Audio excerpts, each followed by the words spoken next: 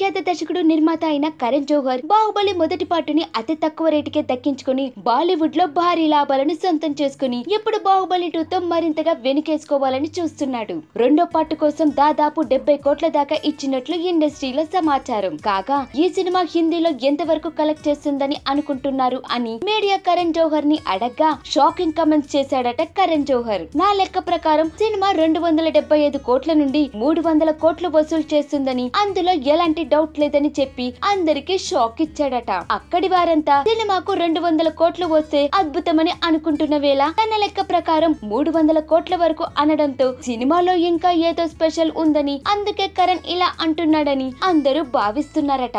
ఇక కరణ్ జోహర్ అన్నట్టు బాహుబలి 2 300 కోట్లు సాధిస్తే అది ఒక అద్భుతమే. ఆ అద్భుతం కోసం 1000 కళ్ళతో వేచి చూడాల్సిందే.